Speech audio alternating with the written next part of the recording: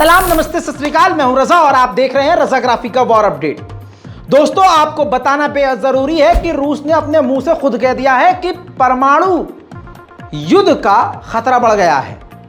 Nuclear war छिड़ने का खतरा बढ़ गया है, क्योंकि दोनों तरफ से हमले तेज हो गए हैं और यूक्रेन के साथ पूरा यूरोप है, पूरा नेटो है, यूरोपीय यूनियन है, अमेरिका है, जर्मनी है, फ्रांस है, ब्रिटेन और इधर अकेला है रशिया।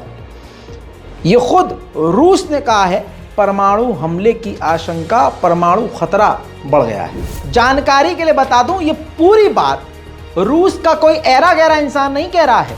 रूस के पूर्व राष्ट्रपति दिमित्री, जो व्लादिमीर पुतिन के काफी क्लोज फ्रेंड हैं, उनका बयान है। बयान सुन भी लीजिए। Миновала ли угроза ядерного конфликта? Нет, не миновала. Она возросла. Каждый день поставок иностранного оружия на Украину в конечном счете приближает вот этот самый ядерный апокалипсис.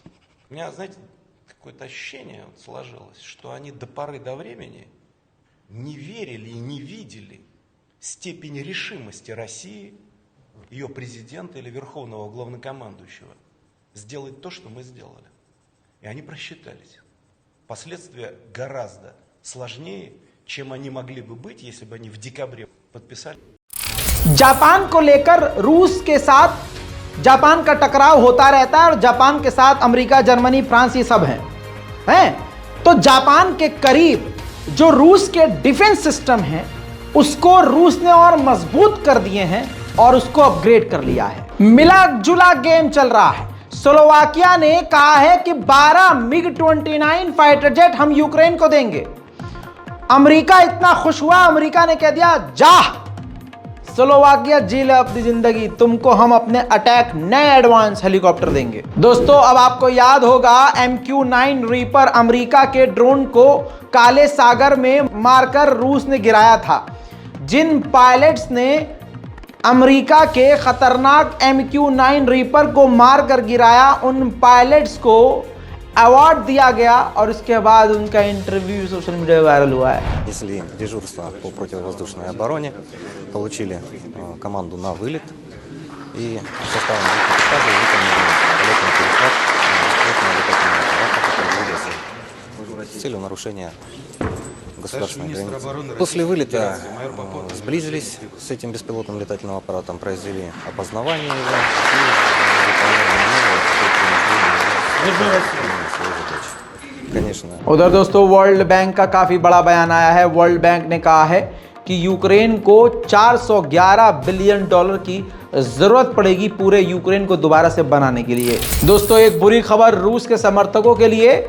खबर ये आ रही है कि रूस के सैनिक शिकायत कर रहे हैं कि उनकी तनख्वाह जो पेमेंट है टाइम पर नहीं मिल रही है। दोस्तों, अब मैं आपको एक लेटेस्ट फुटेज दिखा रहा हूँ। ये देखिए दोस्तों, तस्वीर ये रूस ने दिखाए हैं। रूस ने जिन यूक्रेन के सैनिकों को कत्ल किया, उनके सीने से उनका बैच नोच लिया। तो आप सोचिए कितने बड़े बड़े लीडर और कमांडर को इसमें आप देखिए, कोई लीडर है, कोई कमांडर लेवल का है, सीनियर अफसर है, उन तमाम यूक्रेन के सैनिकों का कत्ल करके उनके सीने से बैच नोच कर यहाँ दीवार पर डालकर लगाकर दुनिया को दिखाया जा रहा है। रूस इससे अपनी ताकत दिखाने की कोशिश कर रहा है। हालांकि यूरोप में इसकी आलोचना हो रही है और कहा जा रहा है कि क्रूरता की सारी हदें पार रूस कर रहा है। उधर यूक्रेन ने बड़ा अजीबोगरीब इल्ज़ाम लगाया है। यूक्रेन ने बताया है कि अभी यूक्रेन के मारियोपोल के इलाके में जो व्लादिमीर पुतिन गए हैं, वो व्लादिमीर पुतिन नहीं, उनका बॉडी डबल, उनका डुप्लीकेट इंसान था। उधर रूस ने T-72B3M टैंक यूक्रेन के कई इलाकों पे दाग कर यूक्रेन के बड़े नुकसान किए हैं।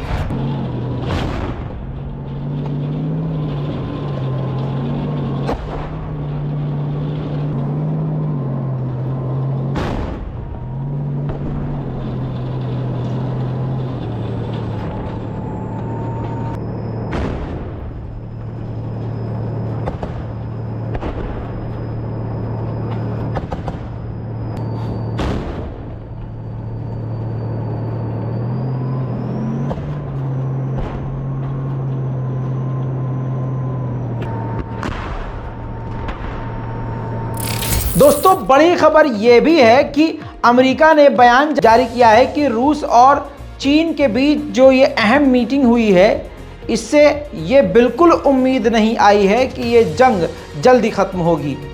इस पीस टॉक से कोई किसी का फायदा नहीं हुआ है। दोस्तों उधर फ्रांस ने मिराज 2000 फाइटर जेट को उड़ाने की ट्रेनिंग यूक्रेन के 30 पायलट्स को देना शुरू कर दी है। जापान के साथ मिलकर पोलैंड के प्राइम मिनिस्टर ने कहा है कि चाइना और रूस की जो दोस्ती है वो पूरी दुनिया के लिए एक बड़ा खतरा है और इस जंग के लिए सबसे बड़ा खतरा। Wizyta prezydenta Chin w Moskwie napawa nas również niepokojem. Ta oś Chiny-Moskwa jest niebezpieczna.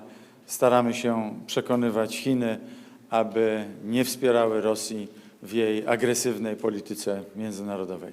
Na naszych oczach rodzi się nowy porządek geopolityczny i bezpieczeństwo i Japonii, i Polski nagle stało się zjawiskiem, o którym trzeba mówić jednocześnie w odniesieniu do zagrożeń i w Azji, i w Europie.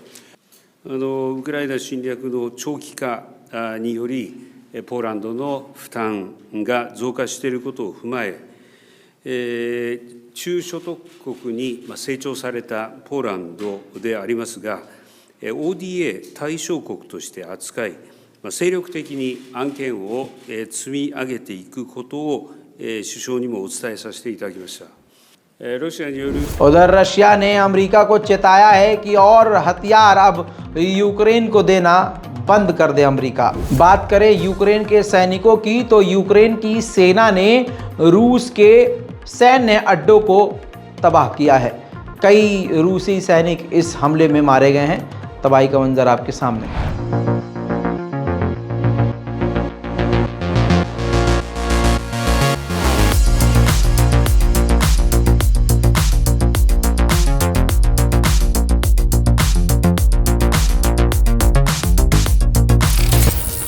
अब देखिए दोस्तों, ये है Italy की राजधानी रोम। रोम में एक काफ़ी बड़ी बिल्डिंग पर बैनर लगा हुआ है, लिखा है बिल्डिंग पर, पुतिन कोर्ट आपका इंतज़ार कर रही है। जी हाँ, इंटरनेशनल क्रिमिनल कोर्ट की वार्निंग के बाद ये जो उन्होंने वारंट निकाला है उस पर ये कटाक्ष किया गया है। उधर रूस के KA-52 अटैक हेलीकॉप्टर्स ने अपने ऊपर रूस के ठिकानों पर हुए हमलों का बदला कुछ इस तरह से लिया।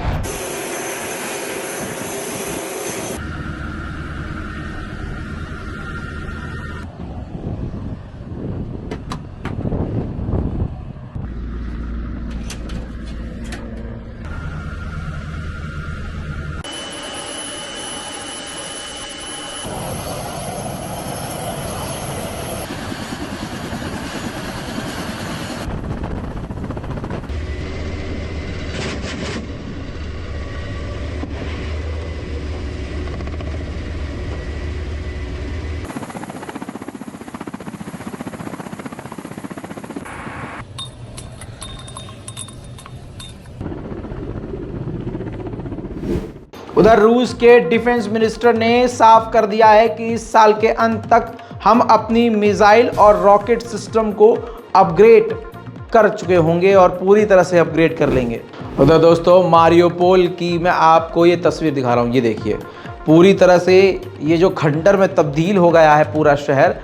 तबाही से पहले सिर्फ इसी छोटे से इलाके में 12,000 लोग रहते थे जो अब गायब हो चुके हैं और उनका ये आशियाना पूरी तरह से रूस उड़ा चुका है।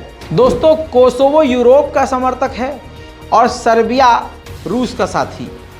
दोनों के बीच में जंग का माहौल हो गया था। दोनों ने एक दूसरे के खिलाफ सेना तैनात कर दी थी, हथियार तैनात कर दिए थे, लेकिन दोनों को समझ में आ गया कि जंग से कोई फ़ायदा नहीं होगा। दोनों ने नॉर्मलाइजेशन कर लिया। कोसोवो और सर्बिया ने बिल्कुल हाथ मिला लिया और कसम खा ली, भाई हम लड़ेंगे नहीं, जो भी मामला होगा बैठ के निपटा लेंगे। ऐसे में कोसोवो के डिप्टी प्राइम मिनिस्टर पर खुद कोसोवो को लोग इतना भड़क गए कि उनके मुंह पर केक फेंक दिया, गालियां दी और उनके मुंह पर दूध फेंक दिया।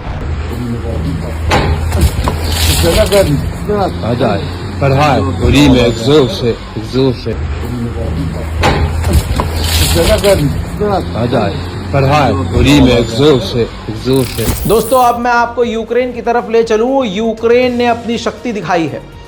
यूरोप के जो उसको ड्रोन मिल रहे हैं उसका कितना घातक इस्तेमाल कर रहा है, जिससे वो रूस के ठिकानों, टैंकों और सैनिकों को निशाना बना रहा है। तस्वीर अब आपको दिखाने वाला हूं यूक्रेन के ड्रोन हमलों की।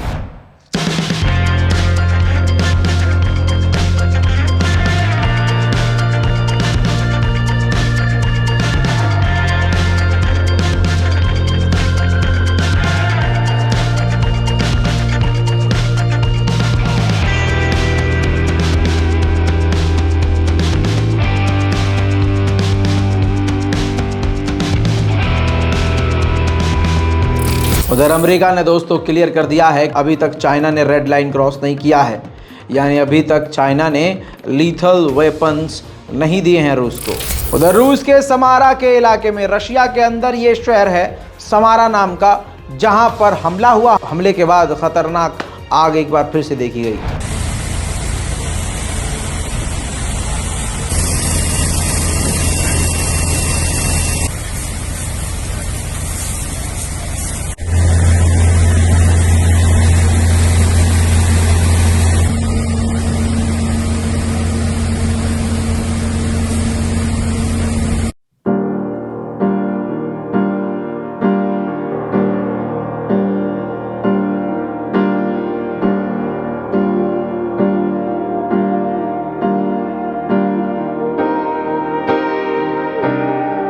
फिलहाल आज की इस रिपोर्ट में वॉर अपडेट में इतना ही। फिर से आऊँगा देर रात आपके सामने और भी ताज़ा ब्रेकिंग न्यूज़ के साथ रूस का वॉर अपडेट पार्ट 2 लेकर। तब तक इस रिपोर्ट को देखिए, दुआओं में याद रखिए और चैनल को सब्सक्राइब कर लीजिए। जय हिंद।